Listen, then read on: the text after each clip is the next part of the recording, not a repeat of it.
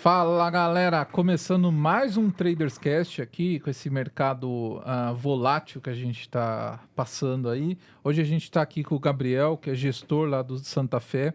Para quem não sabe, eles têm um grupo no TC onde eles ficam ali postando insights, postando o que eles estão vendo, e hoje ele vai explicar um pouco aí de teses para a gente, falar de umas empresas aí que estão se destacando no mercado. Estou aqui com o Kevin e o Marx, lá direto do Rio de Janeiro. E aí, pessoal, inclusive eu sempre vejo o grupo, tá, Gabriel? Não sei se você sabe, eu fico ali, eu dou minhas Tá muito curtidinhas, bom porque eu esse vejo o que grupo. você fala, o que o Sérgio fala. É sempre importante, cara. Acho que a gente fala isso no TC sempre, né? O mais valioso no mercado é informação. Não é o trade em si, eu comprei aqui, vendi. É informação, né? E é mais um grupo, mais um lugar com gente muito inteligente, com gente muito boa, dando insight, né? E tudo que a gente quer é insight. É o que dá dinheiro, no fim das contas, né?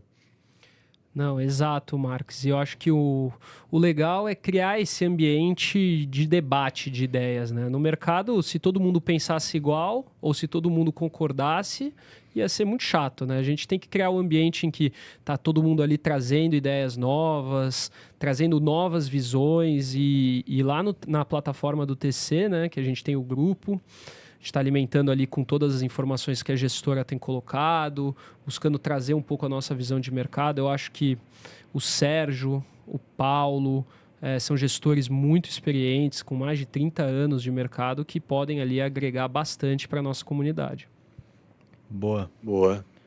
E aí, vamos começar macro e aí a gente vai trazendo pro micro, para as empresas?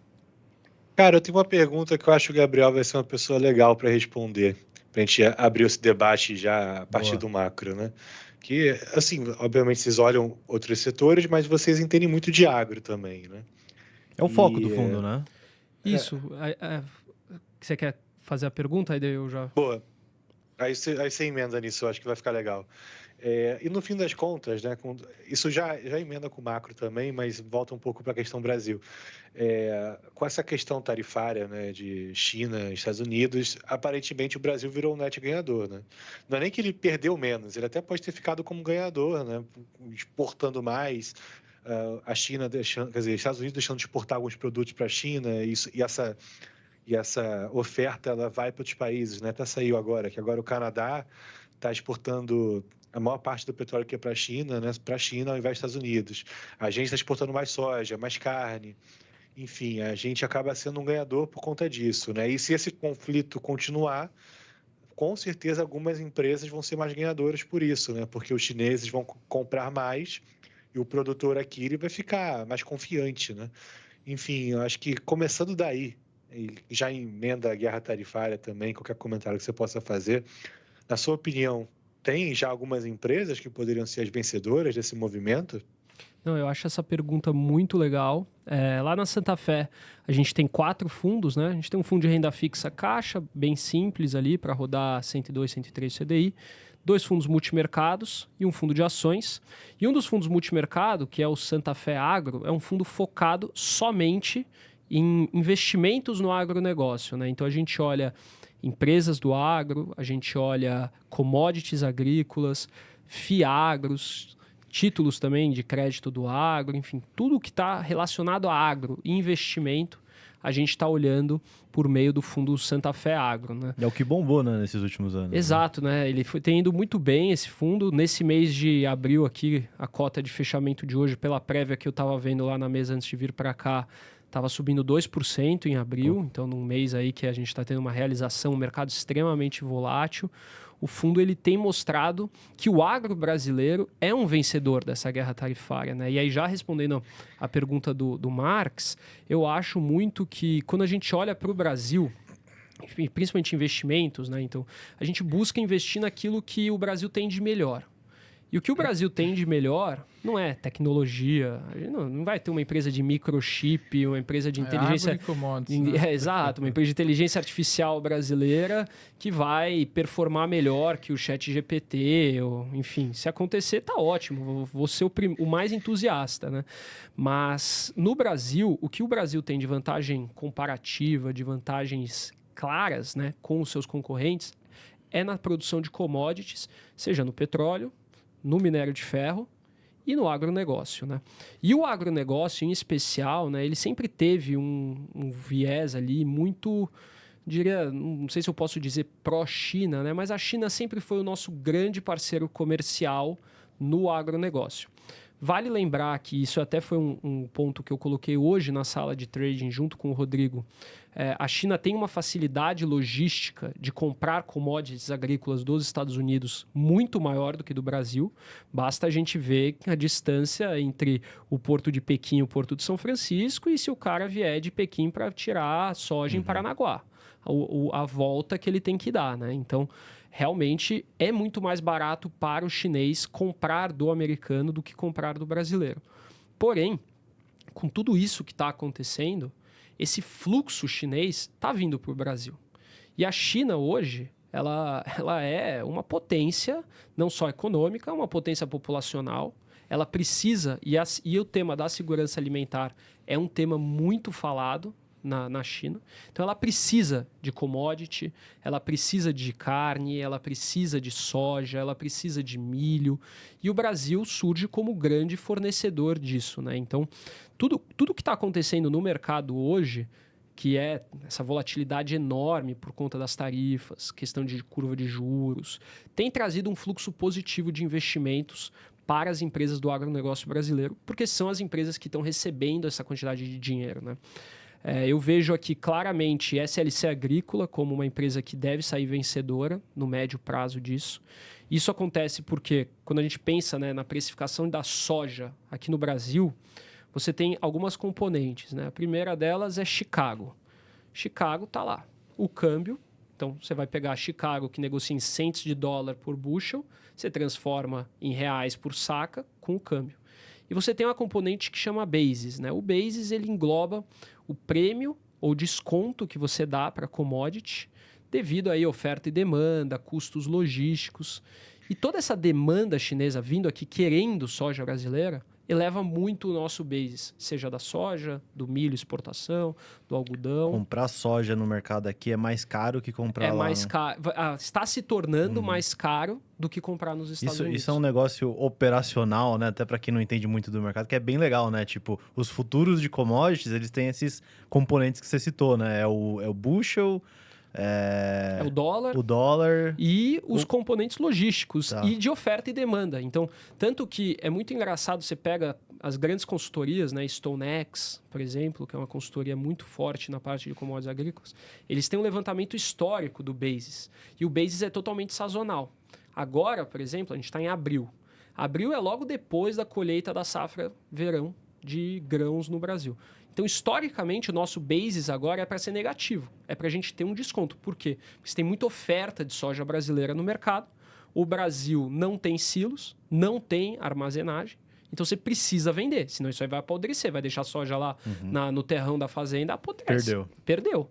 Então, o fazendeiro vende ao preço que tiver. Liga lá na Bung, na Cargill, na DM. Ó, quanto é que tá que você tá me pagando? Vale a pena vender quase de graça Exato. do que deixar apodrecer. Vende pelo que tem, porque deixar apodrecer. Então, pode vender. E aí, sazonalmente, conforme a gente vai vendendo a nossa produção, o basis brasileiro vai aumentando, porque você vai tendo uma oferta menor. Então, aquele produtor que tem um silo, que pode fazer esse armazenar, se ele segurar essa soja para vender em agosto, ele vai conseguir um preço muito melhor. Então, isso é o que é num mercado normal. O que acontece hoje é que, como a China não compra, né, não está comprando dos Estados Unidos, eles estão vindo comprar da gente. Então, por mais que a gente possa ter uma oferta maior, uma super safra, e o nosso basis teoricamente teria que ficar para baixo, essa demanda chinesa, essa necessidade que eles têm, não, eu preciso comprar, e o Brasil surge como o grande provedor. Então, eu vejo a SLC como uma vencedora, porque a SLC ela tem, além da produção recorde, excelência operacional e ela tem um melhor portfólio de terras. Se a gente comparar com a Brasil Agro, por exemplo, que é uma empresa semelhante. Não que a Brasil Agro não vá ganhar também vai. Só que, no meu entendimento, a SLC se torna uma opção muito mais premium do que a Brasil Agro. E também os frigoríficos, né? Acho que aqui, e aí a gente estava até discutindo, né, da Minerva, né? A performance da Minerva nessa guerra tarifária está uma coisa impressionante. A Minerva, eu estava vendo de 28 de fevereiro desse ano até hoje, subiu quase 80%. É uma performance maluca. A Minerva, que ano passado, quando a gente viu BRF, Marfrig Foi o e único que não tinha JBS andado, né? subindo mais de 70%, o trio, que a gente apelidou lá na gestora de kit churrasco, né? A gente se refere a elas como kit churrasco, né? O kit churrasco, elas sempre andam, tudo as empresas de mão dada, né? Quando sobe uma, sobe todo mundo, quando cai uma, cai todo mundo. E a BIF 3 ali no canto. A gente fala, não, mas a BIF 3 está fazendo deal com a Marfrig, mas a BIF 3 está se alavancando, a BIF 3 tem uma outra dinâmica. E hoje a BIF 3 está subindo. Mas, as outras estão subindo também, mas ela está subindo mais. Se destacou, né? Está se destacando. E ela é uma vencedora também, porque a China precisa comprar carne. O chinês está comendo carne. Então o chinês precisa. E quem que exporta carne? Óbvio que a JBS exporta, a Marfrig exporta também, mas a Minerva é o grande play de exportação de carne hoje, né? Da carne brasileira, do boi brasileiro. Então a Minerva ela está ganhando espaço. Tem algumas questões ali também específicas, né? Do deal que ela fez, a questão também do aumento de capital, que teve o bônus de subscrição, então que a gente pode balizar se esse bônus vai ser de fato um gerador de valor no longo prazo, né? Eu vi um bônus muito semelhante a esse no Banco Pan, tinha até, acho que era ano passado que vencia, era o BPAN 12, que depois virou pó, né? Bônus de subscrição é um tipo de opção aí, para quem não está familiarizado, que Longa, né? é uma opção longa ali, quase como uma call, né? É uma call, né? Um tipo de call, Sim. nesse caso da BIF 3, para você comprar ela a um preço determinado em 2 anos ali, né? E quem puder ele comprar, se a Minerva de fato der certo, operar os ativos que ela comprou da Marfrig com excelência, certamente o preço de tela ali vai ser outro, né? Boa. Assim, até voltando até para esse tema da soja, né? Que eu acho que é legal a gente aprofundar. Você comentou da SLC e da Brasil Agro. Mas eu vejo muita gente falando também de, tipo, talvez aquelas empresas que não são as diretamente afetadas, mas que podem surfar junto, que é uma 3tentos. Falam bastante de soja 3 também. O que vocês acham dessas outras empresas do setor? A soja e a 3tentos, por exemplo, duas que eu vejo bastante a galera falar, pô, tá barata e também se beneficia desse cenário, né? Não, se beneficia, até porque essas empresas que não são diretamente ligadas à produção, elas se beneficiam também de um ecossistema mais otimista. Então, a partir do momento que... E isso é um fator muito interessante da gente pontuar aqui, porque o ecossistema do agronegócio, ele é um ecossistema um pouco diferente de um varejo, por exemplo, né? Então, quando você começa a ver o agricultor, né? O agricultor, ele dificilmente não planta. É muito difícil você achar um produtor rural que vai chegar numa pré-safra, fiz as contas aqui pelo preço das coisas, a minha margem negativa, não vou plantar, deixa a terra parada. Isso não acontece. Então, ele planta, mesmo com margem negativa, ele vai lá e vai plantar. Então, essas empresas que estão no ecossistema do agro, elas se beneficiam por quê? Porque elas vão se aproveitar desse agricultor mais capitalizado, porque o agricultor capitalizado, ele faz 2 coisas, né? Primeiro é comprar a Hilux do ano. Essa é a primeira coisa que ele faz, ele compra a Hilux do Então ano. as montadoras também ganham nesse cenário. As montadoras também ganham. 22 para 23 foi uma onda louca, né? Isso aí. Não, e a conta dele, né, na Hilux não é em reais, é em sacos de soja, né? Então, quantos sacos de soja vale uma Hilux? Tem ali a relação de troca, do mesmo jeito que faz com adubo, fertilizante, ali, os defensivos, você faz com a Hilux também. Então, a primeira coisa que o agricultor ganhou dinheiro, ele troca pela Hilux do ano. Isso é o primeiro ponto. Aí o segundo ponto é que ele investe na própria atividade dele. Não existe a cultura no meio rural do investimento em bolsa de valores, da diversificação. Ele não tem essa cultura. O máximo que ele vai ter ali, o máximo vai ser um título de capitalização do Banco do Brasil, que o gerente dele forçou ele a comprar para ele liberar ali o plano safra para ele. Essa é a realidade do nosso país, né? Então, assim, é isso que o cara tem e ele vai pegar o dinheiro que ele ganhou e ele vai fazer o quê? Ele vai investir em tecnologia para o campo, ele vai construir um silo, ele vai comprar a fazenda do vizinho, e é isso que ele vai fazer. E essas empresas, a Boa Safra, né? Tava comentando com o Marx, né? A Boa Safra, ela tem um business de sementeira. Então, ela é um pouco diferente de uma produtora rural. Apesar de ser muito semelhante, e o ticker, aliás, diga-se de passagem, maravilhoso o ticker da empresa, né? Soja 3, né? Acho incrível. Então, de parabéns aí o pessoal do marketing. Ela tem um business diferente. Ela ganha muito mais no volume de soja de sementes vendida, né? Então ela vai se beneficiar como? Ela vai vender mais semente. Vai ter mais gente plantando, vai ter mais gente querendo abrir área, vai ter mais gente querendo fazer coisa dentro do meio rural e ela vai estar ali ganhando espaço. A Boa Safra ela tem uma vantagem competitiva muito grande no mercado dela, que ela é uma empresa organizada.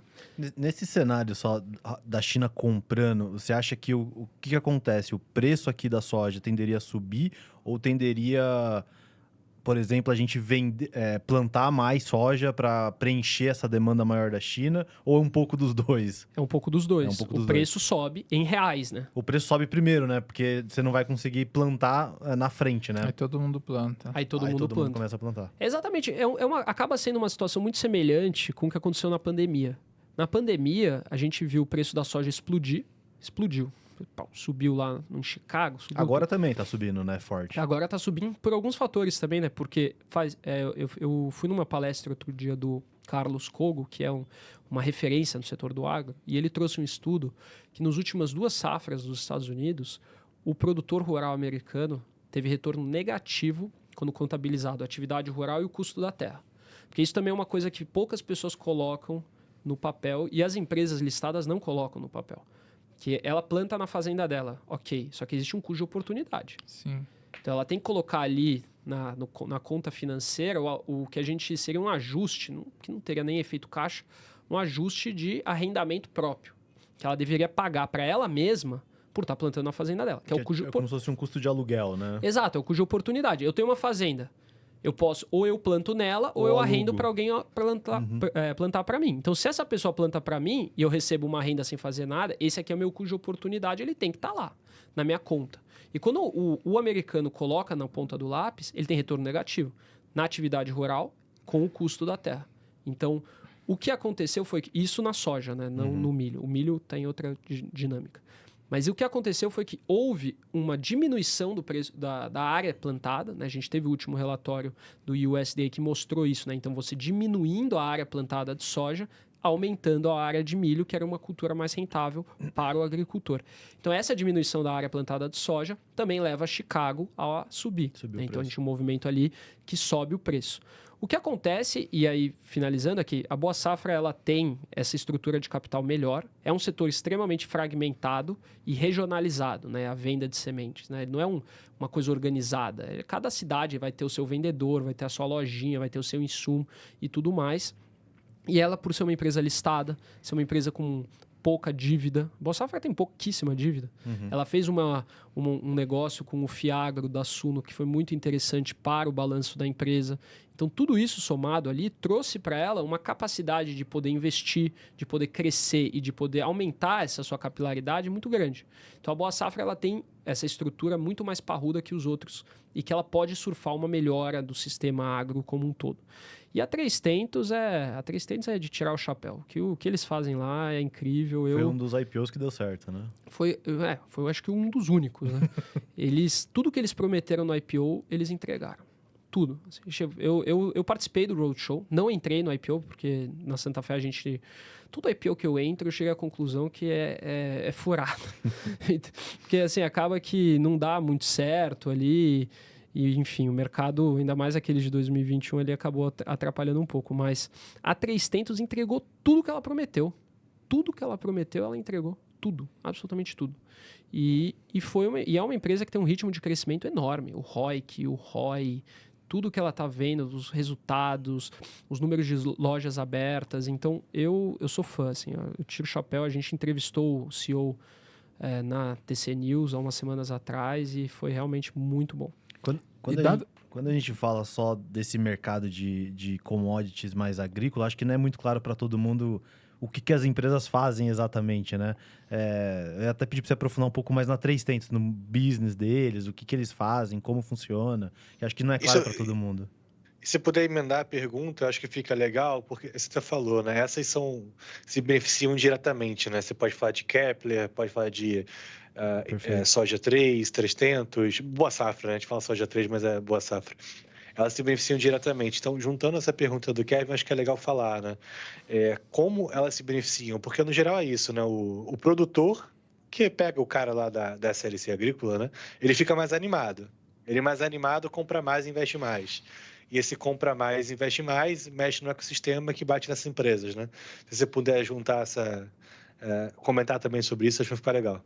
Não, exato, né? Agora, a 3tentos, ela é uma empresa verticalizada na cadeia da soja. Então, como é que funciona a 3tentos, né? Ela atende ao produtor desde a compra da semente. Então, ela tem a parte de varejo, que ela vende sementes, ela vende defensivos, ela vende os fertilizantes. E não é um atendimento, assim, que eu vou lá numa loja, que nem eu venho aqui comprar um celular. Quero comprar um celular. Vou lá na Apple, compro o celular e acabou. Não. Ela tem um agrônomo que vai na fazenda do cliente. Esse agrônomo pega a análise de solo, faz o trato cultural adequado para a fazenda do cliente. E isso é muito importante da gente ressaltar, porque você cria um laço com o teu cliente, você fideliza ele, o que é muito importante no campo, né? Essa fidelização, porque começa que atendia o meu pai, aquele agrônomo atendia meu pai, atendia meu avô, vai me atender também, vai atender meu filho. É o cara que está lá há 40 anos trabalhando e que isso, aliás, foi um dos erros da AgroGalaxy, que é uma outra empresa também que a gente pode até comentar, que assim, no meu entendimento, tem um problema enorme ali para ela resolver e que muito do problema que ela criou foi justamente quando ela entrou no papo de varejo, ela simplesmente foi e demitiu, né, por até uma questão, porque esse cara aí que está trabalhando há 40, 30 anos ali como vendedor, como consultor, ele é um cara que ganha bem, né? Ele vai ser diferente de um agrônomo recém-formado da faculdade ali, de 20 anos, que vai entrar agora. Então, ela fez esse plano de demissão para fazer essa mudança e aí acabou que não é a mesma coisa. Então, a 3tentos, ela tem a parte de varejo, que ela faz esse atendimento personalizado. Ela depois recebe e compra a soja do produtor, porque ela tem a parte de trading, tem a parte de indústria. Então, ela pode, dentro da trading, direcionar para a indústria dela, que vai fazer óleo, vai fazer farelo de soja, ou vender para exportação. E ela tem agora também a parte da Atentos Cap, que é a parte de banco também para financiar. Aí eu já acho que... Virou um assessor do cliente. E também aí a gente já sabe que dar crédito... É difícil, quando começa... né? Teve um tempo atrás, eu nem me lembro muito bem, mas as empresas de educação começaram com isso também. E a história não foi muito agradável, não, né? Mas assim, eles têm essa parte que eles dão crédito ali, ajudam ali, porque tem muito aquela questão de barter, né? Que o cliente ele não te paga com dinheiro, ele te paga com produção futura, que a 3tentos faz. Então, no resumo da história, a 3tentos é uma empresa que ela atua, ela está junto com o produtor desde a compra da semente, desde a análise de solo até a venda da produção final. Então, ela oferece tudo. Ela só não produz soja. Ou talvez o sócio tenha uma fazenda e produza na física, mas a empresa não. E por ela estar nessa cadeia toda, ela acaba tendo uma margem muito estável. Porque quando as coisas vão piores, então o insumo subiu muito, a margem de varejo não está legal, a indústria vai bem. Então a indústria salva a pátria. Quando o varejo vai bem, a indústria não vai tão legal e vai se regulando. Então, é uma empresa que, se você pegar historicamente, você vai ver a margem EBITDA, a margem é muito estável. Pode ter chuva, que nem teve no ano passado, enchentes no Rio Grande do Sul. Até 3tentos, no dia que teve toda a comoção, caiu uma barbaridade. A empresa não sofreu nada. Teve seca no Mato Grosso, não sofreu nada. Então, pode ter seca, excesso de chuva, a empresa está se regulando. E tem espaço para crescer. E tem espaço para crescer, porque ela só está no Rio Grande do Sul e no Mato Grosso. A gente está falando que ainda tem Mato Grosso do Sul, Goiás, Bahia, Minas, São Paulo. Então, assim, tem um mercado enorme para 3tentos crescer. E ela está num ritmo absurdo. Assim, é uma empresa que cresce 40% por ano, tranquilo, assim, tranquilo. Pô, legal. Eu ia perguntar, com esse cenário que a gente teve da China, se vocês fizeram algum ajuste ali de empresas que vocês viam que vão surfar melhor esse cenário, para algumas que vocês acham que vão sofrer um pouco no fundo. Não, a gente fez sim, Massa. A gente mudou um pouco. Por exemplo, a gente tem uma política, principalmente no FIA, que é uma política que a gente chama de neutralização. Porque como o nosso FIA, o benchmark é Ibovespa, nós temos algumas empresas que têm a composição do índice que elas são muito pesadas na composição do índice, como, por exemplo, Vale e Petrobras e os grandes bancos, né? A gente acaba neutralizando. Então, assim, a Petrobras tem 12% do índice. Eu acabo tendo, no mínimo, o que a Petrobras tem no índice, eu tenho no meu fundo. Porque se uma Petrobras subir, como aconteceu nos últimos anos, eu fico muito para trás. Porque é impossível de eu ter esse mesmo motor com outras empresas, né? Eu não sei que eu tenha uma Até concentração... porque só ela andou, né? Exato. Então, assim, a verdade é assim, quem não tinha Petrobras... E foi um trade muito contrassensual, né? Porque muitas pessoas venderam Petrobras por conta do governo e a Petrobras subiu uma barbaridade, e quem não tinha Petrobras ficou para trás. Acabou, ponto final. Goste ou não, o fato é esse. Vocês montam uma carteira ali parecida com o índice para performar parecido com o benchmark, e aí vocês tentam gerar alfa nesses outros cases. Exato, né? Então, o que a gente faz? A gente neutraliza, né? Por isso que a gente chama de neutralização. A ação de uma Petrobras, de uma Vale, de um Itaú. Porque são empresas que têm muito peso. E que se essas empresas começam a outperformar, até por gestão de risco, que aí eu acho que é importante também a gente dizer, né, que quando você faz gestão de um fundo é diferente da minha carteira pessoa física, né? Eu não vou pegar e vou concentrar 20% do fundo na 300, né? Coisa que eu posso fazer na minha pessoa física. Aliás, já fiz, né? Que aí é diferente, entendeu? Quando você está fazendo a gestão de um passivo, você precisa olhar o teu passivo e tentar trazer a menor volatilidade, o maior risco-retorno ali que você conseguir da melhor forma possível. Então, Vale foi um caso que a gente tinha neutralizado e que com toda essa briga a gente diminuiu. Então, hoje a gente está até trazendo um linguajar de mercado, né? A gente está underweight, né? Que muitos sell-sides usam isso, né? Com peso abaixo em Vale do que ele é no índice, no FIA. Porque a gente não acha que Vale vai andar enquanto tiver esse cenário, que é o que está acontecendo. Sim. Ela chegou a bater 49, ali estava de graça. Aí foi um exagero. Mas achar que Vale vai andar hoje, enquanto não tiver uma clareza, eu acho muito difícil. Sim, e isso foi um dos cases que a gente mudou, por conta dessa situação. Uma outra coisa que a gente mudou também foi a exposição aos Estados Unidos. A gente sempre rodou ali com de 8% a 10% do fundo, tanto no multimercado quanto no FIA e no multimercado agro também, porque existem empresas americanas do agro, várias que são ótimas, aliás, John Deere, Caterpillar, ADM, Zoetis, Mosaic, Corteva. Você tem BDR, você tem commodities também. Então, você tem um açúcar, você vai ter açúcar Nova York, soja Chicago. Lá nos Estados Unidos, eles têm também um monte de fiagros deles também, de fazendas nos Estados Unidos. E hoje a gente consegue ter acesso a esse mercado, então é muito interessante. Uma das coisas que a gente fez foi diminuir. No fundo agro eu zerei Estados Unidos, voltei só agora. Na semana passada, quando o S&P já tinha caído 20%, a gente voltou em Caterpillar e John Deere. Nas outras eu não voltei, que eu tinha, mas não voltei ainda. E nos outros fundos a gente reduziu drasticamente Estados Unidos. Fomos voltando aos poucos. Hoje a gente já está com uma posição maior nos Estados Unidos, tanto que acabou dando uma atrapalhada no dia de hoje, né, que caiu bastante. Mas o exterior é uma coisa que a gente está bem de olho aí para reduzir, até porque eu acho que daqui para frente o mercado brasileiro talvez seja onde tem o maior ganho. Vai melhor. O que é uma diferença de múltiplo assim para olhar Estados Unidos e Brasil hoje? Tipo, o quanto que trade essas empresas lá comparado com o que está tradando as brasileiras? Assim? Você tem isso na cabeça, mais ou menos? Você fala assim, por exemplo, de preço-lucro.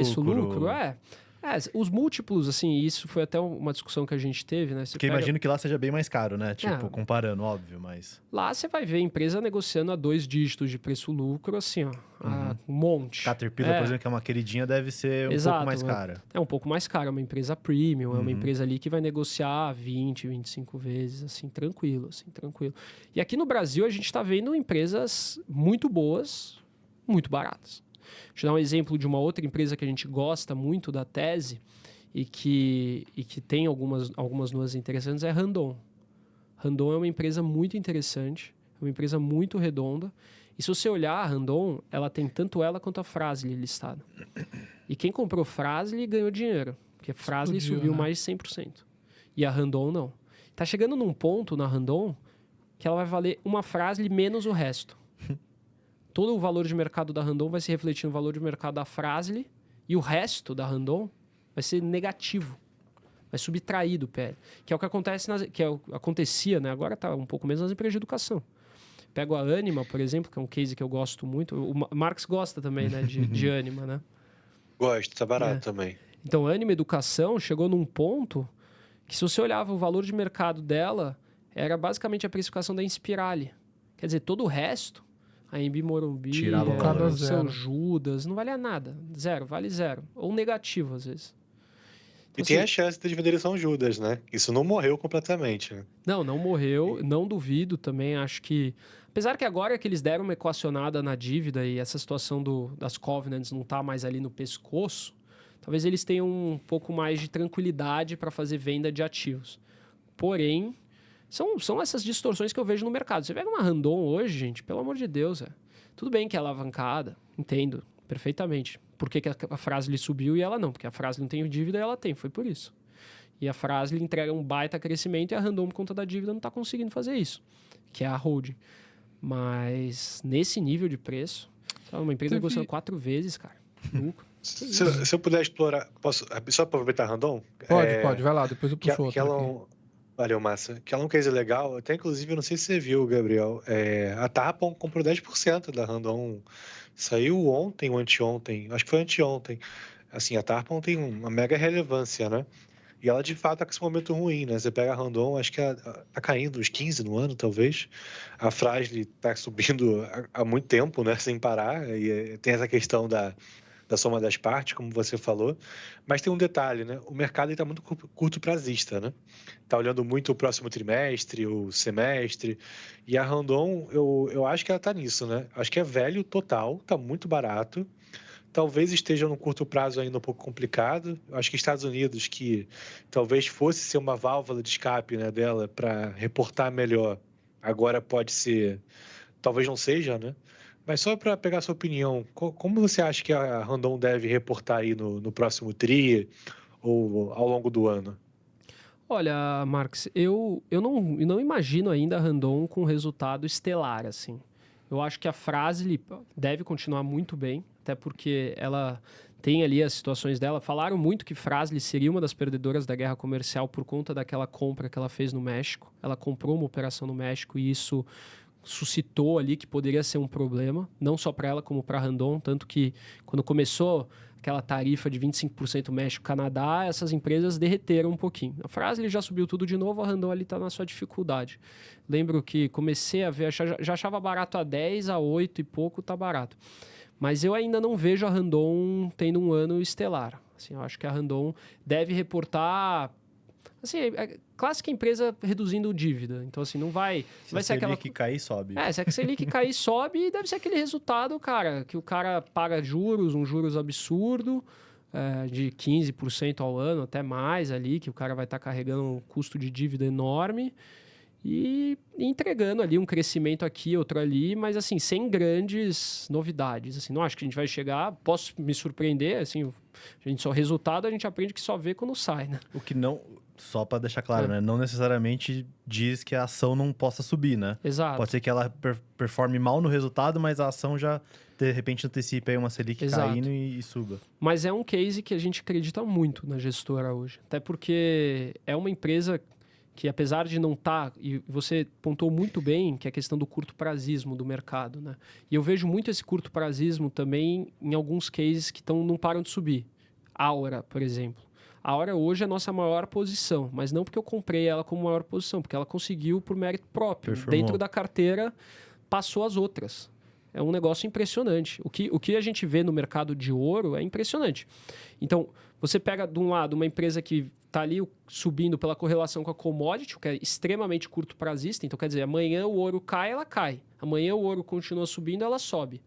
E isso independe se ela está entregando o crescimento. Até soltou a prévia operacional, achavam que ia entregar 70 mil onças, entregou 60 mil, mas continuou subindo porque o preço da commodity está subindo. E, tá puxando. E a empresa é uma empresa ótima. Adoro ela. Maior posição do fundo, não pode dizer mais nada.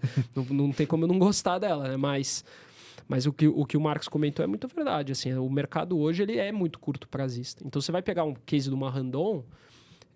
eu tenho uma posição muito relevante em Randon. E eu olho para um lado, olho para o outro e falo, cara, isso aqui não vai subir? A Fras-le não para de subir. E aí? Cadê você? A filha sobe e a mãe não. A gente fica se perguntando essas coisas, né? Porque eu vejo outros casos ali de mãe e filha, como Simpar e Movida, elas andam meio de mão dada ali. O dia que a Movida sobe, a Simpar vai junto. É difícil você ver elas fazendo um movimento muito oposto, assim. E na Randon a gente tá vendo. Eu ia perguntar dessa, que o pessoal na comunidade ama esses papéis mais alavancados que correm, né? A gente teve a Vamos aí, né, que o mercado era muito cético com ela, por fim reportou um balanço melhor, dado o nível de cotação, né? E recente aí, acho que o Marcos até pegou esse trade muito bem, que foi o Morgan Stanley, que ele deu um upgrade na Vamos, né? Que ele fala que a empresa tá barata, e logo em seguida a gente vê ali com o JP Morgan falando que a Selic pode cair esse ano ainda, né? Então fica um cenário bem legal. Vocês gostam aí de Vamos? O que vocês acham como que ela vai se comportar com esse cenário? Eu gosto bastante do grupo Simpar. Até uma vez que eu comentei na News com o Léo, eu falei assim, eu não sei como é que o Fernando Simões dorme, né? O cara deve 50 bi, 40 bi no mercado de dívida líquida.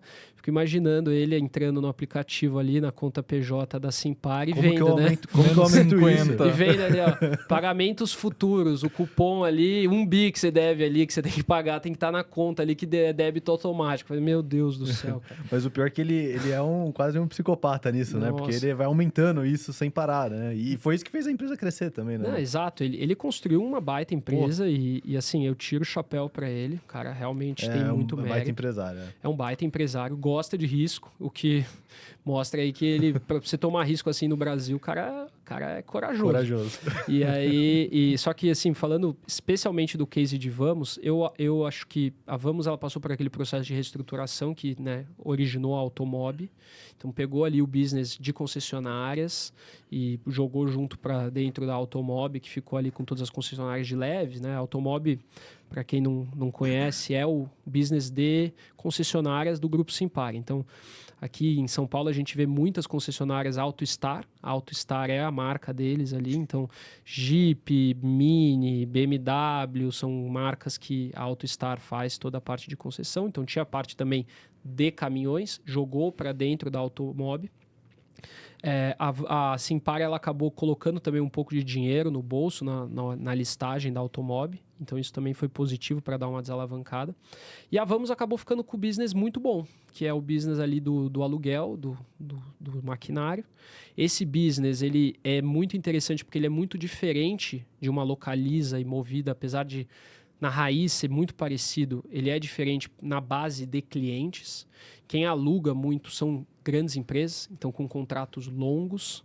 Então você vai ver, a Vamos não vai alugar um pulverizador ou um trator para mim. Ela vai alugar para a Raizen. Ela vai alugar para o São Martinho. Ela vai alugar para o Amage, para o cara grande, o cara PJ. Cara que quer mesmo, até porque o pequeno produtor rural, ele gosta de comprar o trator dele, comprar a colheitadeira dele. Já o grande não, né? Porque isso imagina, o cara tem que comprar 20 tratores para uma fazenda, 20 colheitadeiras, o cara não vai fazer isso, é uma imobilização de capital totalmente desnecessária, ainda mais no preço que está hoje. Então ele vai alugar da Vamos, e a Vamos vai fazer um baita contrato com o cara, com uma SLC, com esse cara grande, que vai fornecer para ele um perfil de risco muito melhor, a probabilidade de default menor. Então, é um case que eu gosto, cara. Eu acho que a Vamos é aquele case da carteira do beta alto, assim, aquele cavalo corredor que a hora que a gente tiver um vislumbre, e aí que é o grande pulo do gato hoje do mercado brasileiro, no meu entendimento, é a taxa de juros. A hora que a gente vê a B longa sair desse patamar de 7,5 e voltar para 6... mas vai ser uma correria nessas empresas aí que vai ter muita gente falando sozinho, viu? Vamos sair de R$5 para 7 em 2 semanas. Não duvido. Às vezes 2, 3 dias. Às vezes 2, 3 dias. Às vezes 2, 3 dias. Quantas vezes a gente já viu a Vamos subir 10, 15% num dia, né? Sim. Cai também, né? Cai 10, 15% também, mas subir... Dois lados, né? Mas sobe também. É um foguete louco ali. Quem gosta de volatilidade, quem gosta de beta ali na carteira, nos preços que estão hoje ali, chega também num ponto que, cara, se quebrar, quebrou, né? Paciência, né? Fazer o quê? E tem até falando sobre Vamos, acho que assim, realmente ficou o melhor business ali dentro, né? Eu acho o único ponto do mercado contra, além da questão de alavancagem, etc., que é a beta de juros, né? Curva fechando, esse papel anda pra caramba. Aí é beta de juros. Mas no micro, eu acho que a dúvida do mercado ficou quanto a futuro de extratos, né? Como a gente veio de um ano mais fraco para o agro, os extratos pioraram e o mercado tem um pouco de dúvida, né? Como vai ser nessa questão de todo mundo que tem contratos maiores, caso da Vamos com aluguel, até a soja em questão de crédito, né? Agrícola. Se isso vai ter uma piora ainda nesse ano, né? Então, é mais um caso que, assim, o agro indo bem, esse risco sai da Vamos, né? Não, exato, né? E aí é aqui que eu acho que entra esse pulo do gato que é o grande cereja do bolo da Vamos, que é o perfil dos contratos. Que a soja, por exemplo, ela vende muito para produtor pequeno, produtor pessoa física, que aí realmente, cara, você vem aí de um ano com margem negativa, rolando ali, o cara pode quebrar e ter problema. A vantagem é que uma soja vai ter 1 milhão de caras, assim. 1 milhão quebrar é muito difícil, Sim. até porque o Brasil é muito grande, então o clima é uma coisa muito regional. Então pode ser que, e eu já vi, aliás, eu vejo recorrentemente isso, cara, diferença de 250 milímetros de chuva em safra de um lugar de 20 quilômetros para outro. Então, assim, 20 quilômetros daqui choveu quase 500 milímetros a mais do que choveu aqui. Isso acontece. Isso acontece. E por que acontece? Diversos motivos, mas a vida como ela é. Então, para você ter uma quebra geral, é muito difícil também. E na Vamos, acho que pelo fato dela ter um contrato com players mais consolidados, né? Até porque foi até uma experiência própria, né? A gente, além da gestora, a gente também tem uma operação agrícola. Até por isso que a gente acaba fazendo trades agrícolas e tendo mais essa proximidade com o mercado, a gente faz ali e tudo. E acabamos operando até bastante na pessoa física, tomando ali o financiamento e tal. Eu já tentei alugar um trator da Vamos. Um trator com um aplicador de vinhaça da Vamos. E ela não aluga para pessoa física. Ela aluga só para PJ. Tem que ser PJ. Tem que ser PJ. Eu tentei alugar na minha pessoa física da Vamos. Tentei, gente. E é contrato longo, eu liguei lá, fui atrás, fui ser cliente lá, melhor tipo possível aí de correr atrás do investimento alugando o carro dos caras lá. Fui testar o produto. E eu vejo que isso traz para eles uma certa... blinda um pouco também na questão do crescimento, né? Então, quando tiver o boom e a gente voltar a ter aquela euforia toda, também não vai ter aquele crescimento que a gente pode imaginar que uma soja pode ter, que uma 300 pode ter, que vai estar mais aberto a essas pessoas físicas. Mas você tem um perfil ali de dívida um pouco melhor, né? Você tem um perfil bem mais premium. Uhum. Legal. Vocês fazem algum... Tava pensando aqui agora, vocês fazem algum hedge na commodity? Já ia perguntar short, né? Algum hedge na commodity, tipo, tô comprado em soja, e aí vendi a commodity para fazer um hedge. Tem algum análise nesse sentido, assim, para... Mas, por exemplo, de mistura, assim, de uma produção na minha física com o fundo? Não, assim, no fundo. Ah, não, a gente faz. Faz. Hoje a nossa posição de commodity... Ano passado, eu ganhei muito dinheiro operando boi. A gente pegou na veia o trade do boi. Aí vocês tinham, imagina, sei lá, uma Minerva, uma Marfrig, e aí vocês operavam um boi também. Não, a gente operou o boi mesmo. Direto boi. Tinha Marfrig, BRF, JBS e direto boi. Eu não costumo, por exemplo... Eu entendi aqui. Por exemplo, assim, Pegar uns insights com ele pra gente operar tô commodities comprado também. em SLC e vendo soja futura, assim. Isso a gente não costuma fazer, até porque a própria SLC tem a sua política Eles já de têm hedge. o hedge, tá? E é correlacionado, mas não é uma correlação tão perfeita assim, que costuma valer a pena. Uhum. No Brasil, a gente tem algumas questões complicadas para operar commodities, contratos futuros de commodities, por conta de liquidez. Então, os únicos que realmente dá para operar é boi e milho. Soja, cara, muito difícil operar. Eu falo assim, na pessoa física, se você é produtor, não. Você consegue fazer, você faz via NDF, você tem outros instrumentos que você pode fazer. No fundo, que a gente tem que ter uma agilidade para entrar, sair, acaba fazendo alguns contratos maiores e tudo mais, por conta do volume financeiro, eu não gosto de operar soja. Eu opero milho e boi. Isso a gente opera. Já tentei operar o B-Boi, que é o ETF, mas também zero liquidez. Acho que é uma ideia genial do cara lá do Banco do Brasil que montou, tanto ele quanto o Corne. Só que, infelizmente, o nosso mercado ainda falta volume. Precisa de gente comprando para ter uma precificação eficiente, para a gente poder entrar e sair das posições com mais vontade. Então, assim, falta isso. Coisa que nos Estados Unidos não tem. Não é esse o problema. Então, o que a gente começou a fazer? Essas posições de commodities, eu estou jogando lá fora.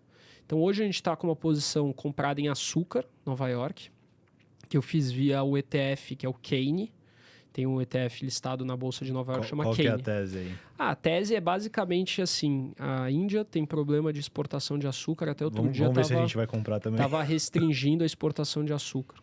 A safra de cana-de-açúcar, que vai começar a ser colhida agora, vai ter uma quebra, e assim, estima-se, de quase 30% na produção. Forte, hein? Porque ano passado, né, a gente teve um problema de seca no estado de São Paulo muito grande. Todos aqueles incêndios que aconteceram, cara, teve assim uma quebradeira geral. E isso foi muito ruim. Porque o incêndio, e aí vale a pena até comentar, né? Você tem, por exemplo, assim, eu tenho um canavial. Hoje, antigamente a colheita era sempre por incêndio. Então você botava fogo, aí vinha o boia fria, cortava, levava para a usina, acabou. Acabou essa época, não existe mais. Acho que até no Nordeste ainda tem um pouquinho de você ter colheita manual. Aqui não, a colheita hoje é mecanizada. Então vem, colhe e tal, fica aquela palhada. A cana é um capim, ela brota de novo. Então você não precisa ficar plantando. É diferente da soja, que você planta todo ano. Cana você planta uma vez a cada 7 anos, mais ou menos. O que aconteceu? Pegou fogo em tudo no estado de São Paulo. O estado de São Paulo inteiro, incêndio, seca, não choveu. Quem pegou fogo na cana teve um problema muito sério. Porque a colheita era mecanizada, pegou fogo, não pode ser mecanizada, tinha que ser manual, não estão acostumadas, as usinas não estão mais com aquela mão de obra para fazer a colheita manual, teve muita cana que apodreceu e deu um chabuzinho. Não foi legal. Quem já tinha colhido a cana e pegou fogo na palhada, teve um problema de rebrota. Então, assim, o cara não conseguiu que a cana voltasse com aquele mesmo vigor que tinha antes. Até porque pegou fogo na palhada, a palhada é uma proteção natural e não choveu. Então você colhe, é que nem a grama da minha casa aqui. Minha grama tá alta, eu vou lá, passo o cortador, a grama cresce de novo. Só que tem que chover. Se não chover, ela não cresce com o mesmo vigor. Mesma coisa para cana-de-açúcar. Então pegou fogo e não choveu. Demorou para chover. Cara, no estado de São Paulo começou a chover mesmo, final de outubro. Foi uma coisa assim, foi péssimo. Então isso tudo vai fazer com que a gente tenha uma quebra de safra no preço aqui, na cana-de-açúcar em São Paulo, muito grande. E essa quebra de safra vai puxar o preço do açúcar. Porque o Brasil hoje é o principal produtor de açúcar no mundo. E já andou alguma coisa ou não? Não, andou para trás, né? É? Eu comprei o Kane, é porque o Kane ele não tem então a mesma... tá na hora da gente entrar Ele mesmo. não tem a mesma coisa do açúcar, né? Ele é como é que nem o B-Boi, ele é o ETF, né? Então, o Kane eu paguei 12,45, tá? 11,58. Eu tô querendo dobrar a posição agora. Não acredita na tese, Vamos puxar dobra. junto. Vou entrar short São Martinho, comprar o Kane. Até você pega a cotação da São Martinho, né? Cara, R$18. R$18 São Martinho. E a São Martinho, ela tem uma questão que é muito parecida com a SLC. Portfólio de terras. E ninguém fala disso na São Martinho. Poucas pessoas falam disso. A São O Martinho... açúcar subindo ali seria ruim para eles, então Não, eu não acompanho ela. Não, a São Martinho é bom se o açúcar subir. Mas o que está acontecendo é que o açúcar ainda não começou a andar direito. E a São Martinho, ela tá sofrendo demais. Você pega São Martinho, Jales e Raízen, tá uma tristeza, assim. Tá. Mas você acha que esse movimento é uma boa oportunidade para elas, com o açúcar subindo, Olha, é isso? pra São Martinho... A Raízen é um case que eu não gosto. Raízen... Mas pra Raizen é ruim, né? O açúcar subindo, não. Não, porque ela produz açúcar, a Raízen. Ela tem nas tá. usinas dela, ela produz açúcar, etanol. Então, assim, é ruim. É bom se o açúcar subir. Tá. Tanto para ela, São Martinho e a Jales.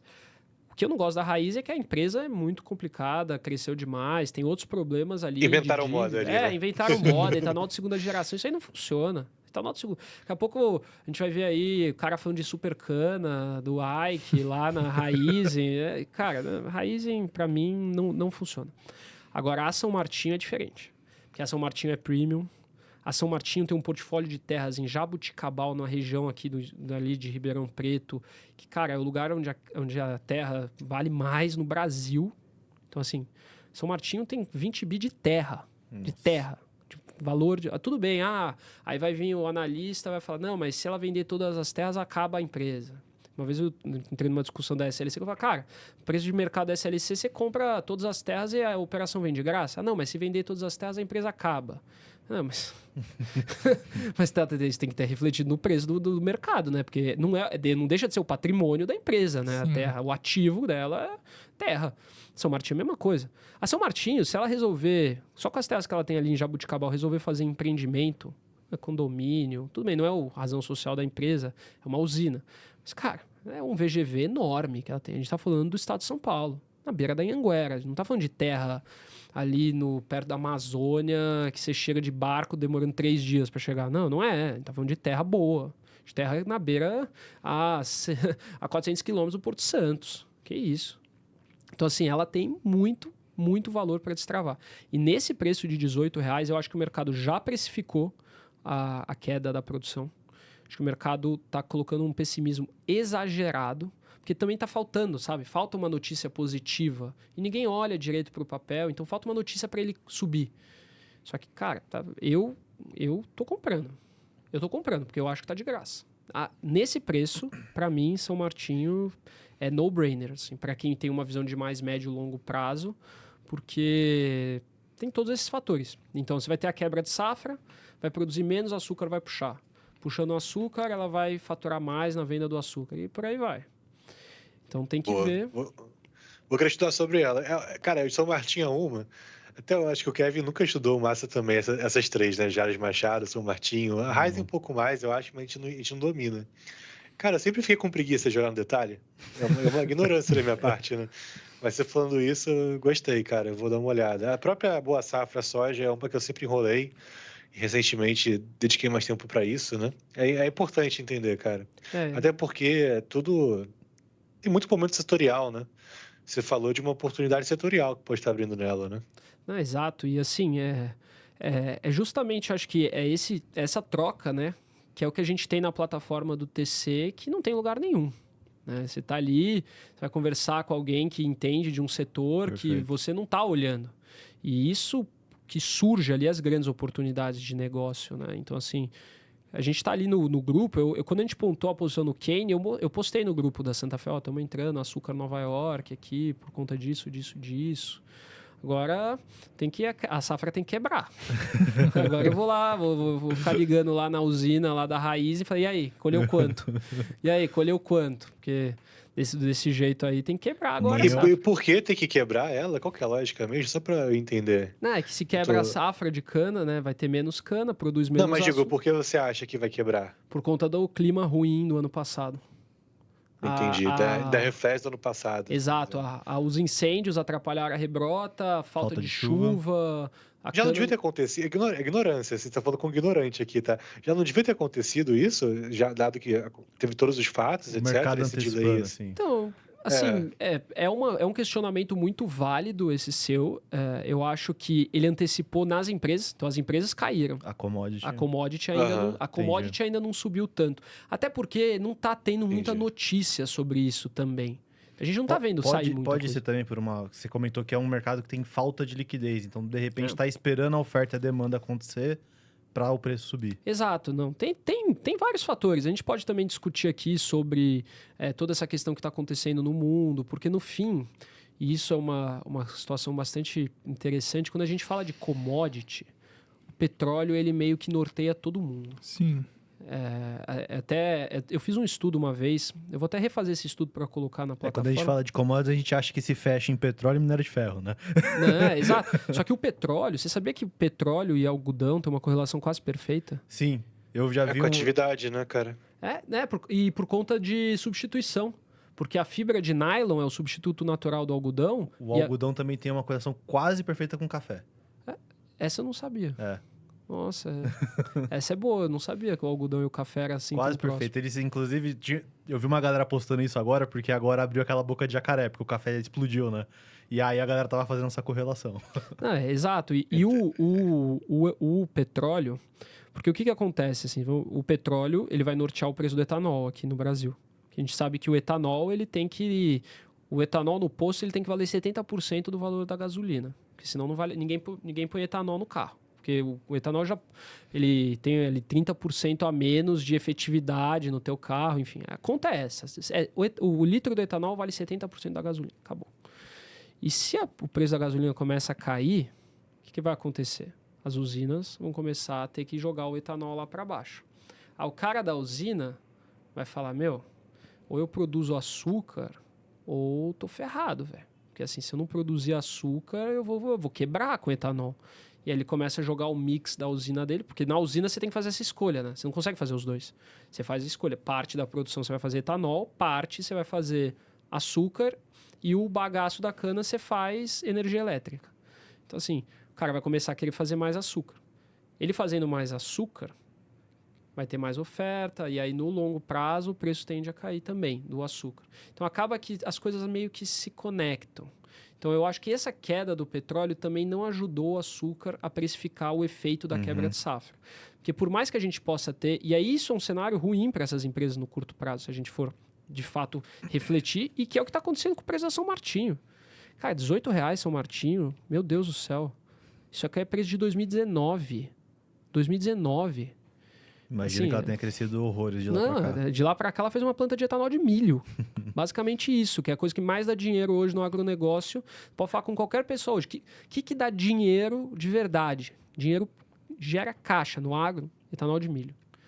Etanol de milho. Porque assim, é basicamente... O cara que faz etanol de milho, ele é um trader de milho. Ele compra qual que é o preço do milho, qual que é o preço do etanol, faz e vende.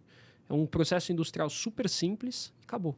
O cara faz. Então, São Martinho fez isso. São Martinho roda super bem, usinas adequadas. Preço da terra de 2019 para cá saiu de 200 mil alqueire e foi para 500. E ela está no mesmo preço. Aí é demais, né, gente? Aí... Sim. Você tem, assim, indo um pouco mais a fundo em números, você tem ideia de quanto ela deve gerar de caixa livre esse ano, lucro? Vocês têm essas projeções para São Martinho? Não, essas projeções eu não tenho ainda não, Marcos, mas é uma boa, porque eu vou dar uma olhada. A safra vai começar agora, né? Vale a pena também. Esse é outro fator importante, porque o ano, até quando for ver, né, questão de resultado, né? São Martinho não vai reportar o resultado último, o próximo resultado que ela vai reportar do quarto trimestre de 25. Por quê? Porque ela está falando da safra 24, 25, que acabou, e a partir de abril agora começa a safra 25, 26. Então ela reporta, o reporte dela é diferente. Começa em abril. Então é abril, maio, junho, primeiro trimestre de 26. Então ela vai começar agora o reporte da safra. E aí a gente vai poder ter mais ou menos uma ideia de como que vai ser. Porque essa quebra de safra vai começar a ser sentida agora. Eles vão começar a colher, se não nesse mês, no próximo. E aí a gente vai começar a ter notícia como é que está a produção da cana-de-açúcar. Então, assim, pelo que eu peguei, de novo, eu sou ignorante quando a gente fala de São Martinho, do setor, que a gente até pensou, mas o mercado não antecipar essa melhora? Então, na verdade, está antecipando a piora, porque vai ter essa quebra de safra. E o que você está já comprando, né, no caso de São Martinho, está antecipando a alta dos preços e a melhora daqui a, sei lá, 6 meses, talvez, ou não sei quanto tempo. Seria mais ou menos isso. Exato, essa ideia, né? é a melhora na commodity, né? Porque o mercado antecipou a piora na São Martinho, a commodity, naturalmente, com menos produção, vai subir daqui para frente. Então, essa é a minha tese. Entendi. Quebra de safra, vai puxar o açúcar. Acabou. O açúcar ainda não precificou essa quebra de safra? Talvez por conta da situação do petróleo, que vem atrapalhando. O petróleo atrapalha todos os outros commodities. O petróleo saiu de $70 o barril, foi para baixo de 60. Isso aí tem até outro dia tava o analista de petróleo lá nosso da Santa Fé estava falando para mim que está chegando num ponto que inviabiliza a extração de petróleo de xisto nos Estados Unidos. Acho que é 55, É 55 o break-even. Então, dali não passa. Eu tenho esse dado atualizado, cara. É $62 WTI. Ah, então... É mais alto ainda. Saiu uma reportagem agora, né? bem completa. Tá. Não, o WTI tá o quê? hoje, 57, 58, né? Até ontem estava abaixo, estava 61, hoje está um pouco acima, né? Sei lá. Hoje sim. Mas enfim, tá no limiar das melhores empresas do xisto, né? Do break-even deles. Mas muito legal, cara. E realmente, né? Não tem super ciclo de commodities sem petróleo, né? Não existe. Não existe. O petróleo é o que vai puxar tudo. Se o petróleo estiver para baixo, aí acabou. Aí a gente chora, né? E tem, acho que aí trazendo de volta para o macro, né? Aí falando um pouco de talvez riscos, né? Tem algum risco assim porque hoje, pelo que eu entendo aqui, o Brasil, a gente está surfando muito bem pela neutralidade. A gente é um país neutro, a gente não está nem brigando com a China, nem brigando com os Estados Unidos. Então, beleza, a gente foi lá tarifado pelos Estados Unidos na mínima possível, 10%, tá lindo. E a gente, ao mesmo tempo, ganhou aqui mais compras da China, né? Mas não tem um risco aqui, de repente, sei lá, se esse conflito China e Estados Unidos escala e, de repente, o Brasil tem que começar a tomar uma posição. De repente, esse risco da gente ter business com a China, do agro acabar sofrendo por conta disso, tem como botar isso no preço? Eu acho muito difícil, né? Da mesma forma que você tem o risco oposto do confronto meio que se resolver e a China voltar a comprar soja dos Estados Unidos. Que também seria ruim. Porque hoje a soja americana vai estar mais barata que a brasileira, por conta do prêmio. E aí seria muito ruim para as empresas, né? Então eu acho muito difícil a gente... Então aonde tá é o melhor cenário. O melhor cenário é esse. Eles ali não se entendendo e a gente vendendo para os dois lados. E a gente neutro. E a gente neutro vendendo para um e para o outro. Você quer os Estados Unidos, você quer carne brasileira? Tá aqui, toma. China legal. quer nossa soja? Tá aqui, embarca, leva. Então, se a gente tiver que tomar uma posição, ou se eles se resolverem, é um cenário ruim. É um cenário ruim. Onde tá, que é a grande tese, né? Quem tá comprado em Ibovespa nem sentiu o que aconteceu. Pois é. A gente teve um crash em Nova York, que essa é a realidade. A gente teve nas últimas Os semanas... dias que o S&P tava caindo 7, o Brasil caiu 3. Exato. Milagre, né? Não, que isso, cara. Não deu nem pra acreditar. Eu entrei na News sorrindo, assim, eu tava sorrindo. Falei, cara, que Brasil? Brasil é Suíça. Porto Seguro, compra Brasil, ativo livre de risco. Não é nem, tinha menos volatilidade que o 10 anos. 10 anos nos Estados Unidos oscilou mais que o nosso Ibovespa. Foi uma loucura, cara. E assim... Eu vejo que o Brasil está numa situação muito boa. Algumas coisas que são importantes, até falando aqui de macro local. A nova gestão do Banco Central está sendo muito positiva. Acho que tinha um pouco de dúvida sobre como que o Galípolo ia se portar. O fato dele só não estar falando nada já está ajudando demais. Então, ele fala pouco. O presidente Roberto também... Campos tinha que aprender isso. Né? Desculpa, cara. O ruído que a gente teve ali atrapalhou muito. Então, tem sido uma gestão boa, surpreendendo o mercado. Acho que o mercado deu uma acalmada, principalmente no câmbio. O Brasil está com alguns triggers importantes. Muita gente fala, mas agora a situação econômica vai piorar. No segundo semestre o Brasil vai ter uma recessão. A Bolsa caiu 10% ano passado, gente. Ano passado não estava acontecendo nada. Muito pelo contrário, o Brasil subiu, o PIB cresceu 3%. As empresas reportando super bem. E a Bolsa caiu. Por quê? Porque a Bolsa precificou exatamente o ruim que está acontecendo agora, o movimento agora. Então, assim, o preço que a gente vê nas small caps hoje já está, assim, no meu entendimento, é claro, óbvio que eu posso estar errado e tudo mais, mas já coloca, de certa forma, um cenário de economia brasileira estagnada para o lado. Então, a gente tem muito mais para subir do que para cair. E exatamente por isso que eu vejo que o Brasil ele é um lugar para se estar hoje. Assim, não sei se a gente vai começar a subir semana que vem. Na verdade, já está subindo, né? A Bolsa esse ano está subindo 11% em dólar, né? Então, isso já é positivo. Só que a gente tem que olhar para os ativos brasileiros. Tem muita empresa boa. As empresas nossas, principalmente o setor financeiro, sabe navegar bem. O Itaú não vai quebrar. Se o Itaú quebrar, a gente foge para as colinas, compra um bunker, se esconde, porque assim, acabou. Queria falar o mesmo do Bradesco, mas aí o Bradesco eu já não sei. Bradescão talvez tá complicado. Mas a gente tem boas empresas aqui. O empresário brasileiro, ele é muito bom. Então, assim, tem que acreditar no nosso país. E eu vejo que a nossa bolsa ficou de lado aí desde 2021. Está chegando o momento de olhar para o Brasil. E o Brasil está sendo esse país de neutralidade, num confronto importante que está acontecendo. Os investidores têm tido uma visão mais construtiva, a gente está vendo os bancos colocando ali compra nas ações brasileiras, então, assim, não dá para deixar passar, porque depois, uma coisa que eu aprendi no mercado é pior do que perder deixar de ganhar. Porque, cara, deixar de ganhar... É uma dor muito maior, Nossa senhora, cara. Como dói deixar de ganhar, velho. Cara, eu tô vendo aqui os comentários, tá muito legal. A galera tá adorando que a gente tá falando de coisas diferentes, né? Fora do consenso. E aí tem um comentário aqui do Milho Bombado. Ele tá perguntando se tem alguma empresa aqui no Brasil que poderia se beneficiar de milho. Olha, tem. A gente olha para BRF, milho é custo na veia, né? Então, assim, o milho no Brasil, né? Milho bombado, muito obrigado pela pergunta aí. Eu acho que o milho... Primeiro que quando a gente fala de precificação do milho, até o contrato futuro na B3, o CCM, ele tem uma dinâmica muito local. Diferente do contrato de soja, que é em dólar, o SJC é em dólar. O de milho não, é em reais. Porque o milho nosso é muito mais um consumo interno do que externo. É muito mais... Você não vai ter uma precificação do milho... O milho exportação é muito pouco. A gente tem um consumo de granjas alto. Agora o etanol de milho está bombando. Cara, etanol de milho, gente, é a nova... É o novo cara. É o cara do agronegócio hoje, é o etanol de milho. E você ter um aumento do preço de milho acaba atrapalhando muito a BRF. BRF e JBS via Seara, né? Que é custo na veia para eles ali na engorda do frango.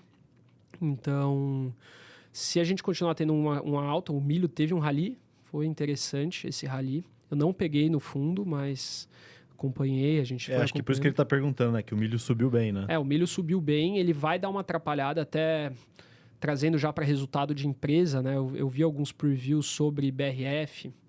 BRF é um case que subiu muito no ano passado. Eu tenho uma posição no fundo, até porque a gente fala muito do kit churrasco e eles andam todos de mão dada, então BRF está andando. Mas eu não sei se BRF vai ter um ano de 2025 como foi 2024. Muito pelo contrário, eu imagino que BRF vai ter um ano de desaceleração de resultado. Não é que vai ter um resultado ruim, longe disso.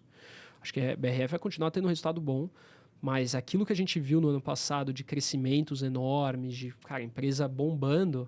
Talvez não seja isso. E o mercado não costuma gostar quando você tem um pace de crescimento diminuindo. Então, é uma posição que eu tenho... Eu estou comprado, mas ali o botão de venda já está começando a coçar. Porque essa situação do milho está chamando a atenção. Preocupa. Boa.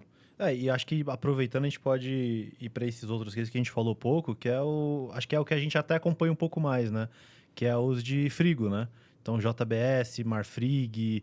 Minerva, tem agora essa questão da JBS, tá indo para fora, né? E explodiu. Acho que, quem pegou esse trade... Para mim, JBS... Cara, JBS tinha que ser no mínimo, mas no mínimo R$60. No mínimo. Porque é uma empresa... Talvez agora vá. Agora deve ir, né? Só que tem algumas nuances dessa questão da listagem, que eu até comentei no grupo, que seria interessante comentar, que é um risco, que ninguém está falando muito sobre isso. Quando o Banco Inter fez a mudança, o Banco Inter tinha lá o BD, né? Era o BD11, o ticker dele. E era uma máquina, né? Quem comprou o BD11 ganhou muito dinheiro. Foi uma das minhas maiores ações. Eu comprei quando era BD4. Aí ela tirou a BD4, virou BD3, BD4 e BD11. E aí depois o BD11 foi para fora. E aí virou o BD11. Aí foi para fora o BD11. E quando o BD11 foi para fora... Teve um movimento técnico de venda muito forte. Quando o NBR foi listado, eles socaram ele muito. Por quê? Porque BDR não pode fazer parte do índice Bovespa. Então, teve muito fundo passivo que teve que vender. Tinha que vender. Ajustar. Tinha que vender, porque se ela saiu daqui e virou uma BDR, ela sai do índice. Então, tem que ajustar. E JBS vai acontecer a mesma coisa. E a JBS tem uma participação no índice muito maior do que Banco Inter tinha. Então, assim, legal... Subiu 20% no dia que saiu aquela notícia. E eu acho que vai continuar subindo. Tá de graça, gente. JBS é a maior empresa de proteína do mundo. Até uma das análises que todo mundo fala. Você pega múltiplo, preço-lucro da Tyson Foods, 10 vezes. JBS, 4. Cara, JBS engole a Tyson Foods. Não era para ter um desconto tão grande. Aí por que tem esse desconto? Primeiro, que como ela é listada aqui no Brasil...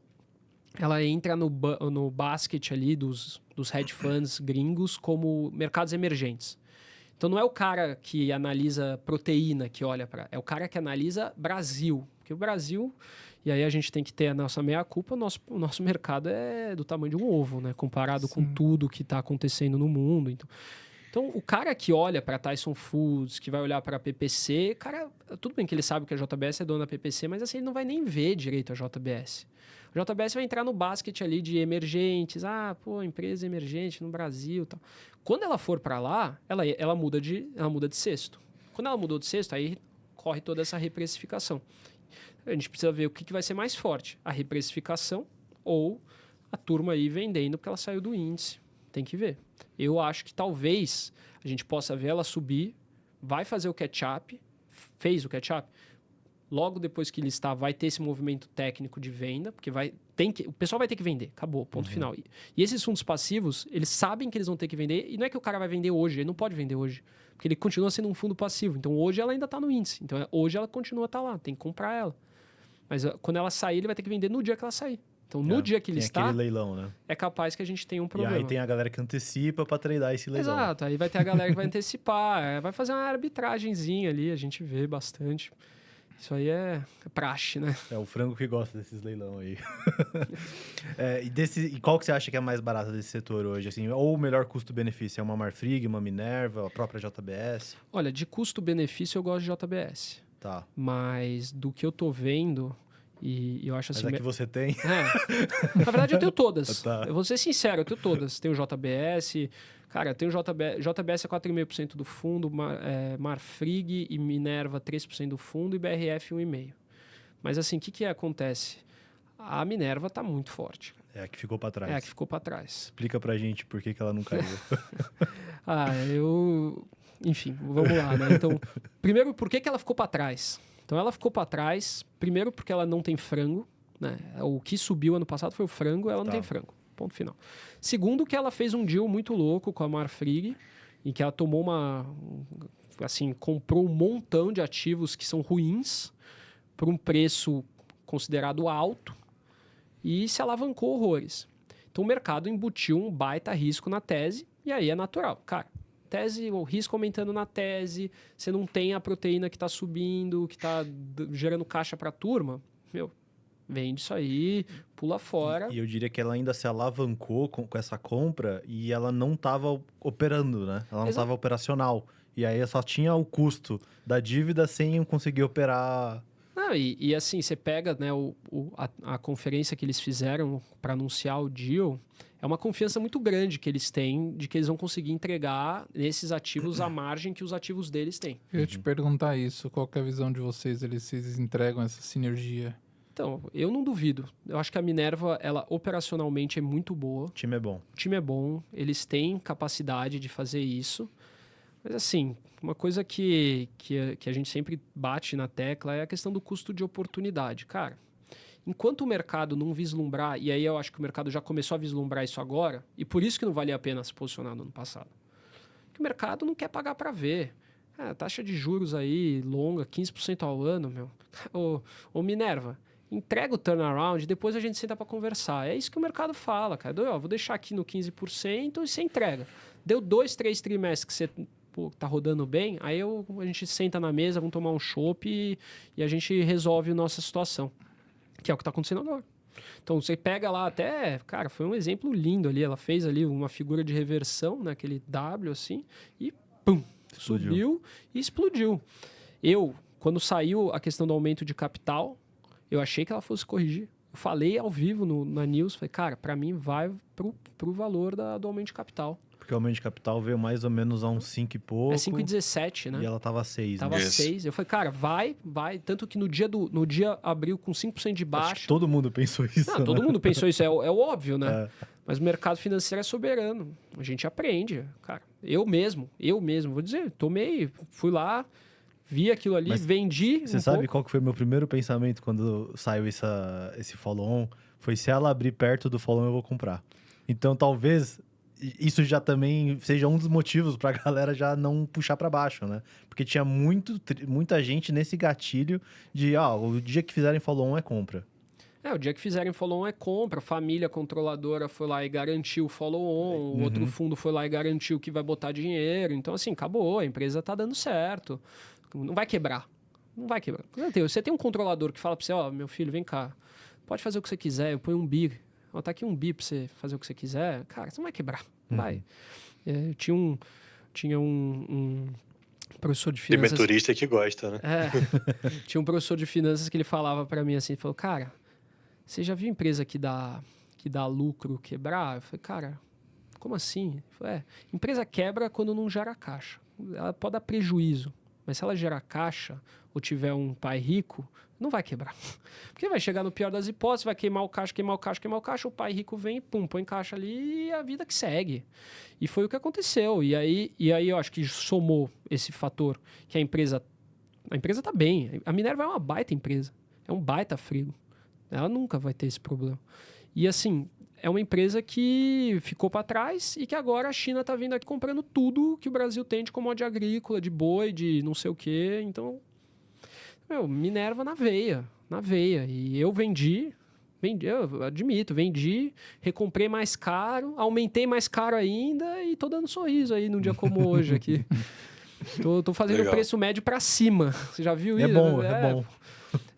Eu gosto muito de operar também tendência, assim, sabe? Eu acho que quando tem uma tendência clara, você vê aquele gráfico de livro, né? Sobe, lateraliza, sobe. Você fala, é isso aqui que eu quero comprar. Sim, me dá mais. Me dá mais, vai, toma meu dinheiro, vai, fica aí. Pegar a faca caindo dá um medo, né? Não, cara, não. E você vai lá, eu vou comprar Simpar, meu. Comprei a 6, comprar a 5, vou comprar a 4, vou comprar a 3. A 3 você já tá na dúvida se não vai quebrar. Você fala, meu Deus do céu, velho, que é isso? O que tá acontecendo O médio aqui? para baixo tem que ter muita certeza, o né? médio para baixo. Agora, putz, você pega E tem um limite, né? Você tem que parar em algum momento, né? Não dá pra fazer sempre. Aí você pega bife, putz, você compra pra cima, vai fazendo o médio pra cima. Aí a Aura 33, nossa... Comecei a comprar 19, velho. Aí comprei a 20, aí comprei a 25, aí a 32, a 38. Cara, qual que é o céu disso aqui, velho? A única certeza é aqui, ó, e aí tem que segurar a emoção. A árvore não sobe até o céu. Senão a gente ia ver um monte de maçã no espaço. Não tem isso. Uma hora vai parar de subir, velho. A não ser que seja a Tesla. A não ser que seja... É que eu ia até falar, a não ser que seja o S&P, mas o S&P perdeu. Aquela piada acabou, vamos pra próxima. Boa. Cara, acho que deu aqui. Que vocês têm mais alguma coisa aí? Tem uma pergunta legal, cara, acho que dá pra fazer antes de fechar, do Marco, que é cliente nosso ali no YouTube, tem um símbolozinho do TC. Ele queria perguntar a sua opinião sobre Kepler, né? Ele já antecipou que talvez você não goste do momento, mas queria ouvir sua opinião dela em relação à expectativa e como ela pode surfar, né, o agro melhor, mais otimista, né, daqui para frente. Não, muito legal sua pergunta, Marco. Eu acho que Kepler Weber... Cara, Kepler Weber é uma empresa necessária no Brasil. Necessária porque a gente tem um déficit de armazenagem enorme. O Brasil não armazena uma safra. Não armazena. Então, assim, a tese macro, quando a gente vai fazer pitch para investidor, né, você geralmente faz naquele funil, né? Então, você começa do macro até chegar no mínimo ali do detalhe do teu investimento. O macro de Kepler Weber é irretocável. Ninguém vai duvidar que o Brasil precisa de silo. O Brasil precisa de silo, que a Kepler Weber tem o melhor produto do mercado e que é uma empresa super bem tocada e que passou por um processo de turnaround. Isso aqui está tudo perfeito. O que acontece é que, assim, em 2022, a Kepler Weber teve o melhor ano da sua história, porque juntou muitos fatores muito positivos, que foram, primeiro, que o juros estava baixo, e isso é importante dizer. Kepler Weber é uma empresa que opera com alavancada, né? Não alavancada, mas o cara que compra o silo da Kepler Weber é um cara que vai tomar dinheiro financiado. Ninguém compra silo à vista, isso não existe. É que nem apartamento, né? Ninguém compra apartamento à vista, né? A não ser que você tenha muito dinheiro. O fazendeiro, ainda mais com plano safra, não vai comprar silo à vista. Você vai lá, pega um PCA, né? O Programa de Construção de Armazéns. O problema é que o PCA hoje, por mais que seja plano safra, é 12% ao ano. Eu não estou falando mais aqui, até no governo Dilma você conseguia PCA 4% ao ano. Selic é 14% e PCA 4%. Era uma loucura. Qualquer coisa se paga, né? Aí, pô, você pode fazer o que você quiser que dá certo. Então, assim, cara, Kepler Weber... Então, assim, você já começa por aí. Então, a pessoa, né, o fazendeiro já não está com aquele ímpeto para construir. Vem aquela situação que a gente falou. Anos ruins, geração de caixa ruim do fazendeiro, margens ruins, o cara não está tão capitalizado para investir na fazenda. Segundo ponto. A gente teve um movimento do aço também que subiu muito. Teve uma discussão, até no ano passado a gente tinha uma discussão muito forte sobre aço chinês, que estava sendo vendido aqui no Brasil, atrapalhando as nossas siderúrgicas. O aço é um insumo da Kepler Weber, então aumentou um pouco o custo da Kepler Weber, reduziu a margem. O que aconteceu? A empresa saiu de um ano de 2022, e aí, é justamente pelo exemplo de Kepler Weber que eu falo de BRF. Cara, a BRF não vai repetir o ano de 2024. Do mesmo jeito que a Kepler Weber vai demorar para repetir o ano de 2022. Então, assim, 2023 foi um ano ruim para a Kepler Weber? Zero. Foi ótimo. Só que reduziu margem, reduziu o crescimento, o mercado bate. 2024 foi ruim? Não. Por mais que tudo isso que a gente está falando aqui, não foi um ano ruim. Deu lucro, pagou dividendo, ROI acima do CDI, não sei o quê. Mas, cara... Melhor que boa safra. Melhor que boa safra. Mas, assim, comprimiu margem, diminuiu o crescimento. O mercado não gosta disso. O mercado gosta de crescimento. Só que se você já está lá no topo, não tem o que fazer. Você não tem como entregar mais. E é isso que eu vi. A Kepler Weber ela precisou dar um pullback por questões macro, não foram micro. Questões que estão além dela. O preço da ação naturalmente sofre, né? E não tem jeito. E é uma empresa necessária para o nosso país. Então, assim, é uma tese que eu gosto muito, tenho no fundo também. Não tenho muito, tenho 1,5%, que é a menor posição que a gente negocia. Por isso, eu acho que o momento dela ainda não é esse. Porém, com o agronegócio voltando aos trilhos.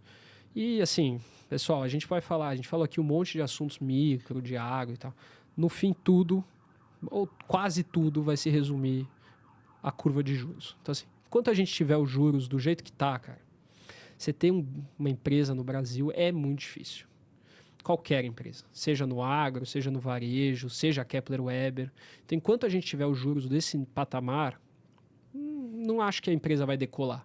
Porém, se os juros fechar, aí o céu é o limite. R$20, R$30, aí não duvido ver Kepler a R$40, cara. Boa. Legal. Acho que é isso, então. Fechamos. Mais alguma coisa? Fechamos. Foi bem legal, cara. Isso, bem legal. Quase 8, né? Passou rápido o tempo. Sim. Foi bem bacana. Dava pra ir embora. Dava. Cara, é engraçado isso. Eu tava lembrando agora que você falou, né, desse resultado bom da Kepler. Eu lembrei de um dos primeiros posts que eu fiz no TC lá em 2020, que foi falando que Marfrig ia dar 4 bi de EBITDA no ano, em 2020. E eu lembro dos comentários da galera falando, não, você é louco, é muito. Que a Marfrig tava vindo de períodos ruins, né? Aí a galera, não, você é louco, é muito. E aí veio o Covid e ela deu isso em um trimestre. O Covid foi violento. É muito louco, né, cara? Falar uma coisa que eu aprendi com esses frigoríficos é que eles são empresas pêndulo. Eles vão para um lado para o outro, mas assim, dá uma esticada. Quando sobe, meu... É muito rápido, né? Cara, a pior coisa que tem em frigorífico é tentar pegar virada. Tem cara. muita virada de ciclo nesse setor? Tem demais. Porque assim, é muito volátil. O preço do boi é 80% do COGS da empresa. 80% é custo matéria-prima. Você diria que a gente tá mais no topo ou no low desse ciclo?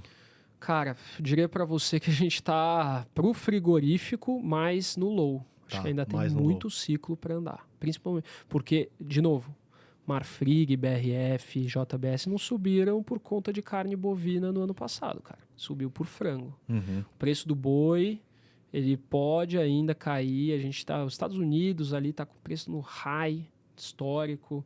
Brasil, cara, nossa... Hoje a carne mais barata até, tanto que quando teve a situação lá que, vamos reduzir o preço dos alimentos, tira a importação de carne. Cara, que piada é essa, cara? A carne mais barata que tem é a nossa. Vai importar da onde? Da Argentina já é isento, é Mercosul. Sim. Uruguai, a Mercosul o Brasil vai trazer carne da onde, velho? Da África do Sul? Que loucura, velho. Então, assim, eu acho que ainda tem muito... Cara, essas empresas aí vão ganhar muito dinheiro. A não ser que aconteça um catástrofe. Mas aí também, se acontecer um catástrofe, a gente corre para as montanhas, né? Sim. Boa. Fechamos.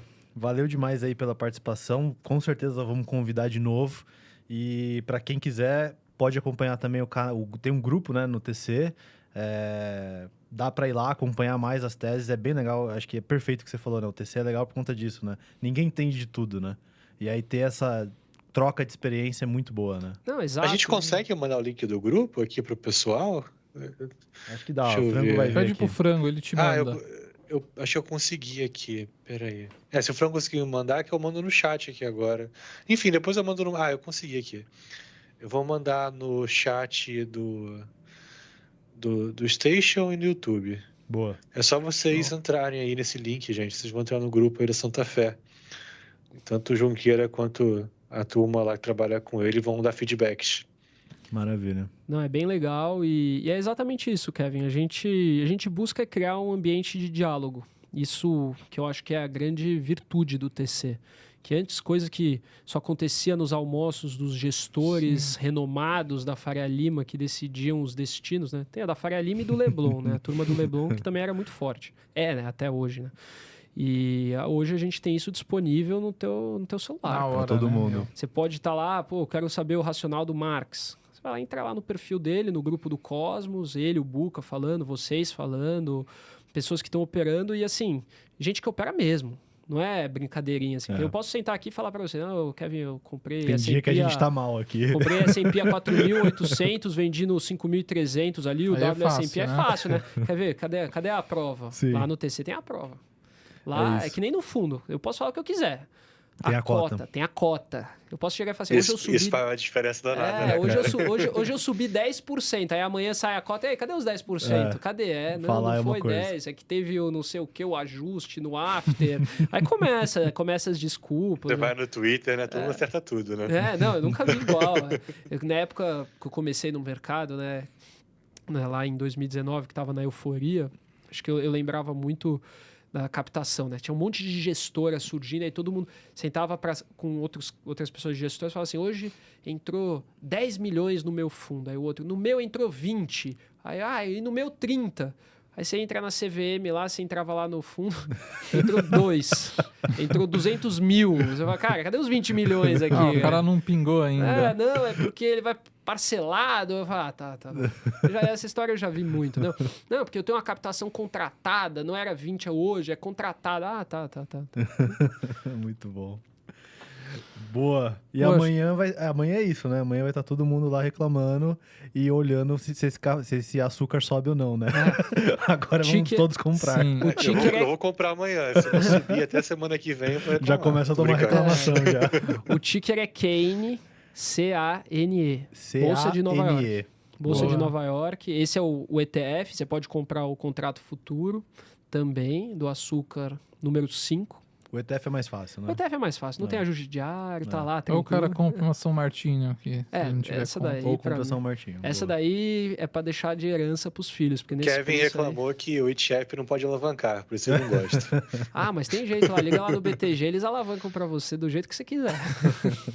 Boa. É capaz deles terem aqueles alavancados, né? Que eles são cheios Eles desses. têm tudo lá. Tem ETF que é 3, 4 vezes o outro ETF. Se eles não tiverem, eles mandam fazer. É, Eles mandam fazer. boa. Bom, obrigado Beleza. Bom, demais. fechou, então. Valeu, Valeu. gente. Foi muito Obrigado, legal. hein, Gabriel. Valeu, pessoal. galera. Obrigado Tamo pelo junto. convite. Tamo Boa junto noite. aí. Obrigado. Valeu. Viu? Valeu.